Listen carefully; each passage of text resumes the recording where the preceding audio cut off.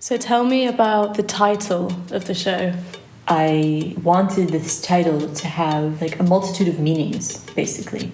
I wanted to talk about this kind of split in our identity that occurs with this extension of our digital lives versus our physical lives. It's also a question of who's the real self here. Who am I really? And how much is this whole life that we have online, digitally, influencing me? And how much of that is me versus how much am I without that?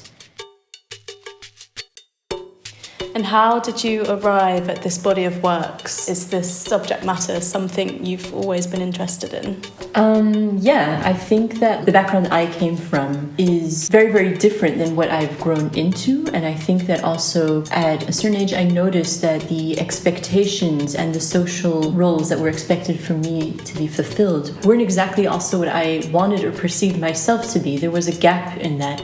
Basically, this internal thought that has always been in my mind has grown and developed into different series of works, different bodies of work that in my life I kept kind of emphasizing in different ways, like expressing in different ways, like in different series.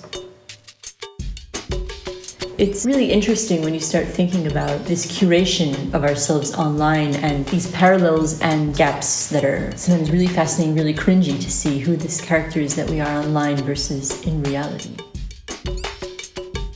This kind of like dual portrayal of yourself is like a prominent motif in your works when we see the presence of maybe like multiple faces, sometimes even no face. Could you tell me a bit more about the relevance of this?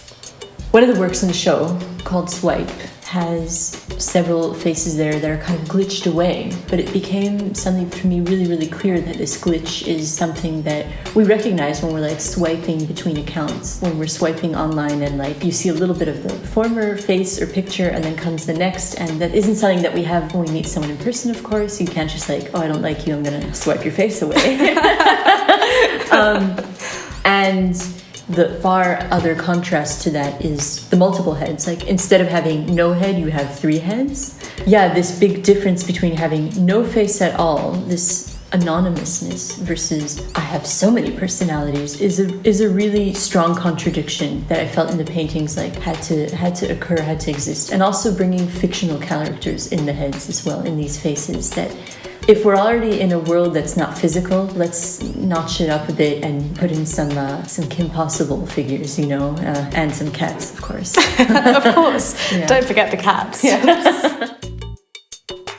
Within your work, as well as these kind of like pop references, Disney references, there's also historical references from classical painters. Can you tell me about why you include these?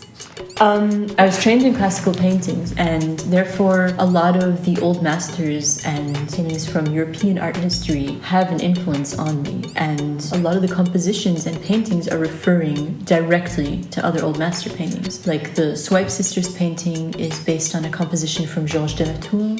There's also a painting that has like Modigliani, how he like in all of his paintings he has this strong sense of idealization, and he's been in several of my paintings. Like I referred to him because he has these like really thin, long figures that are easily recognizable. And on the same note, today we have all these ideals of like these like thin, tall, long models. I saw the parallels between the two, and even though they're not identical, I thought visually they can be layered in together into painting. They can merge and create this nice new juxtaposition about the topics that I'm discussing in my work.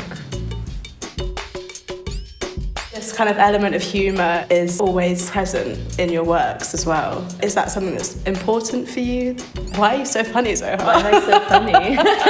Oh, thanks. I think humor is really important. I think that a lot of things are hard to process for us, and humor is sometimes it opens a door to getting into this conversation. And even though most of the things I talk about, except for maybe the cats in the paintings, they do have a serious note to them.